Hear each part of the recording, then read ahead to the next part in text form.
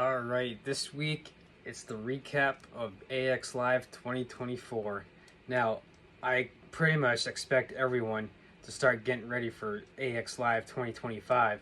So, if you're brand new to training, I say jump into the AX1 program and follow the nutrition plan right there. So then you can start like with AX1, get into AX2, and then there you have like 6 months experience, and you're well on your way to getting ready for the next AX Live event in 2025. So that means like you have like 6 months to kind of get like 5 6 months to get ready after that, because Jeff did mention that will probably be in June this next year and everything. So we'll have to wait and see when the details are released and everything. So it could either be in June or July again, like this year. So you'll have like 5 or 6 months after you do the AX1 and AX2 program to get ready. So you could do like quite possibly like a few of the NXTs, or like maybe get into like some of the other ones. Now I do suggest doing like the champion program right before the AX Live event. Now that's a 5 week program, so like you'll have like 4 maybe 5 months in between AX2 and champion to kind of like bust out like a few programs. So like you could quite possibly maybe do like old school iron or all American muscle, or you could do like a 3 month program like a monster maker, and then do like an NXT or something before champion. So that's how to get ready. That's how personally I would probably go about getting ready for next year's AX Live if I was brand new. So now me personally, what I'm doing is like this last week I tried to start in Bane, but like of course like I ended up getting like a sickness or something, and it seems that a few of us did kind of pick up something or so. So I did a couple days of Bane training, and then I had to take a few days off because like I wasn't going to sit there and train through like a cold or whatever. So like starting fresh for Bane training this next week, and then I'll probably like I'm looking at getting in like a Iron Curtain program, which is another 1 month program. I'm looking to get in All American Muscle myself, and then I'll have like a good probably like that'll take me till the end of the year, and then I'll have like a good 6 maybe 7 months or so, depending on like I said when the AX Live 2025 is going to be, to kind of get ready. So I do plan on doing champion right before the AX Live 2025 to kind of get ready for the competition for next year and everything. So the recap of this year's is like I went down with the MVP. So the MVP is the Thursday, Friday, Saturday, and Sunday. All Star, you go just Friday, Saturday, and Sunday. So if you're brand new, I'd say quite possibly get into the All Star because it's a little cheaper. See if like you're gonna like it. Now, of course, I say this, and once you go down, you're going to be like, oh, I need to go. So this is why I'm going. Like this is why I always say like, yeah, like it's good to start the All Star, but you're going to want to go to the MVP to open up that Thursday. So this year on Thursday, we went to the Rough House gym in Bridgeport, and it's owned by like Jeff Cavalier's friend Joel, and so he basically like lets us come in and use his gym and everything for that MVP day on Thursday, which is super kind of him. And like he's got a nice it's a nice CrossFit gym and everything. So like if you're ever in the Bridgeport area and you want to check out like a decent gym and everything, I mean, yes, it's a CrossFit gym, but like go check out the Rough House in Bridgeport. So it's definitely worth checking out. So Thursday morning we were doing like calisthenics with Danny Cavaldo. Now he did do a presentation last year on Friday, so he was in a sense returning this year to go over calisthenics again. So he's pretty much like one of the top of the heap when it comes to calisthenics. So that's Danny Cavaldo. So we got to get with him on how to like incorporate like calisthenics and how we can level that up and everything, from doing basic like pull-ups to push-ups to like all the way to more advanced movements like the muscle up and everything. So we had him, and plus also we had Dave from Resistance Band Training, and so we had all across Resistance Band Training. So like if you think about it, just those two things alone, you don't necessarily need like a commercial gym to be able to get like training in. So like with just a pair of resistance bands and calisthenics, you could get quite a good physique and everything. So now, are you going to necessarily be like a top of the line of the bodybuilders and everything? Probably not, because you're probably going to have to start incorporating dumbbells and kettlebells, barbells, and stuff like that. But for overall general health, and like if you're looking to get like a decent training in, like a good foundation, those two things are good and everything. So like the great thing is about the resistance training is we got to like get ideas on like how we can like tie like bands together and kind of like, incorporate two people together, or we can how we can use our environment, like to maybe tie like a resistance band around something and like use our own body to like do different variations with the resistance bands. So that was the morning resistance band training and calisthenics. The afternoon we actually had like a time with like a first half. We were in two groups. So the first half, like the group I was with, we were with Joel, the owner of Rough House. We were with Swede Burns, who's one of, if not one of the top powerlifters, and then Jeff himself. So we had kind of like the Q&A. So Wednesday night, like we had like a bunch of like index cards that we had filled out like for questions and stuff. So like Jeff was answering like a lot of the questions that we had written down the night before and everything. So like we pretty much had like a good old Q&A session, and we also got to like go outside and like do like carries where we had like the pretty much like a squat stand where we could sit there and like do like a shuttle carry, and like we also did the tire flips and stuff. So like we did that, and then the second half we actually got to work with Dave Tate, who's one of the top strength conditioning coaches. So he went over like squats and deadlift for him.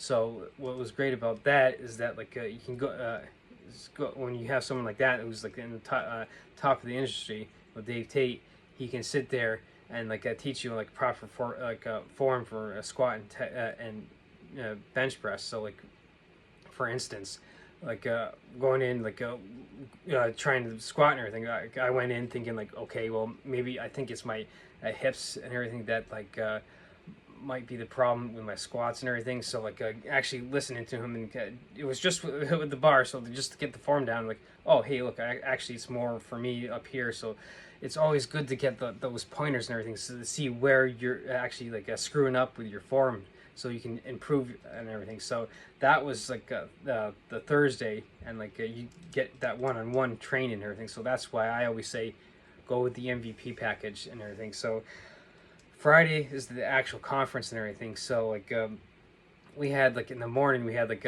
basically like 3 stations or whatever, and, like we had like 3 different groups. So like we got to listen to Swede Burns go over deadlift techniques and everything. So all the big 3 got covered this over this last event and everything, like the squat, the bench press, and the deadlift. So we got to listen to Swede Burns like go over like form and cues and stuff, and how you can like go about like improving your deadlift and everything. The second station we did next training. So I'm going to pronounce the guy's last name bad. My pronunciation is going to suck. So it's Eddie Dandula, Ndandula. So he had like this little device and everything that like you could hook up like resistance bands and weights, and like sit there and like do like neck exercises like this, and kind of like back like yes and no, and kind of like circle around and kind of like strengthen your neck. So because like its neck strength is important, because it helps stabilize your head and everything. And like football players, lacrosse players, or like rugby players, or anybody who's in contact sports and everything can say like, yeah, look, you want a strong neck so you can help safeguard against concussions and everything. And so like it help like I said, it helps stabilizes the head, and so, and plus it like helps it with like going down the chain and everything. So like your body's like one big chain, like a Jenga set type of deal. So like you want to make sure you're training also your neck as well, and that tends to be overlooked. So that's why it's important. So we also had for the third station, we had the plunge house. Like it's pretty much a cold plunge. So the idea behind cold plunging is like think of like you remember putting like ice on like a sore muscle or something. It's the same kind of concept. You jump in like 40-50 degree like water, and kind of lower yourself so you can help aid in recovery. So like I jumped in, and like it was great. I was in for 3 minutes. The first 30 seconds I'm sitting there like, oh shit, oh. And then like after like that 30 seconds, like, oh, okay, here we go. You get used to it, and like after the 3 minutes, you're just kind of like, oh, this feels good and everything. So the whole idea of the cold plunging is to aid in like your recovery process, because Matt Wennon, who's like a previous attendee at the conference, his big motto is it's not what you can lift or what you can do, it's what you can recover from. And so that's why stuff like cold plunging helps in aid in the recovery, which is like a great, very important, because most people think you make all your progress in the gym when like you go and you sit there and you lifting weights and stuff. That's a kind of a misconception, because when you're going into the gym, you're actually breaking down your muscle, you're putting it under stress and everything. You make the gain, you start making your gains and progress outside, like when you go to sleep and your body has to like be like, oh shit, we just went through all this trauma and everything, now we need to start sending like signals to start rebuilding and stuff so we can handle this added stress and everything. So that's where you actually make the progress, and that's why recovery is so important.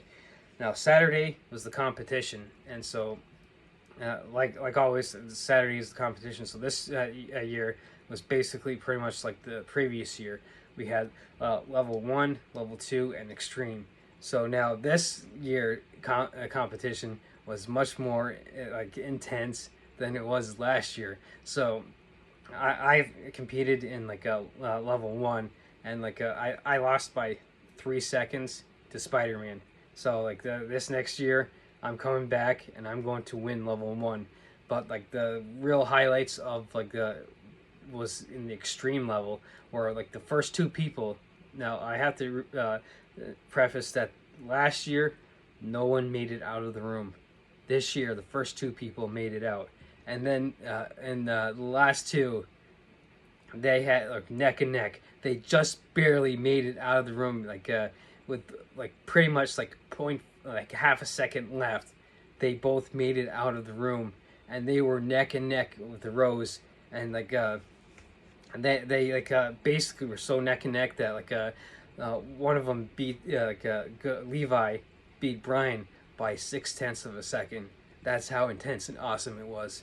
So now Sunday was the actual award ceremony. We actually got to like see like who won what and everything. So like we got like I said, we got to see like a level 1, 2, and 3 extreme level winners, and of course Levi and Brian that I just mentioned, they were pretty much battling out for like a 3rd place, because they had just barely made it out, and the first 2 people had good like 30-40 seconds left. So like but regardless, like the whole like competition was great, so we got to see that. And like I said, I lost to Spider-Man in level 1 by like 3 seconds, so I mean, I can't fault him for that and everything, but like just means I'm coming back and I'm going to be winning next year and everything. So, and we also got to see like the level 2 winners, and so like we also had like 2 different types of shirts that we could get. The first, like if you didn't get through, you got like the all grit no quit shirt, and like I did make it out of the room, so I got taken it to the extreme shirt, which you got if you did get out of the room and everything. So so those were those. We also have like the yearly Mr. X award. We have Heart of the Champion award. We have like usually like someone is named like a new captain who pretty much embodies like what Athlete X stands for and everything. So Levi was named the newest captain this year, and so we also have like some kind of like notable awards, like Spider-Man that I mentioned, like a fellow Team Athlete member who makes his own Spider-Man costumes. He actually ran the course in his Spider-Man outfit and everything, so that's why I say, well, I lost to Spider-Man and everything. So like so he like won the award. Like have you really thought this through? So because like the competition even at level 1 is intense and everything. So you got awards like that, and like kind of like odds and ends people like that people stand out, like maybe like people don't necessarily compete but they help out. So there's the assistant coaches. So that's Sunday. So that's pretty much the event in a nutshell and everything. So like it's one of those events that you're going to have to go to experience, and like I can sit here and hype it up and talk about it and like it'd be like, oh, this is awesome, you have to go and everything. You're not going to realize how awesome it is until you get there. So this is why I say you need to start getting ready for like 2025 and be there, because you're missing out on like an event of a lifetime and everything. So now, if you want to see how the competition was, go out and check several of the previous videos I've done and everything, and that showcases the actual competition and everything. So this week is the recap of the AX Live event of 2024. So I better see you people there in 2025, because if not, you're missing out on the opportunity of a lifetime.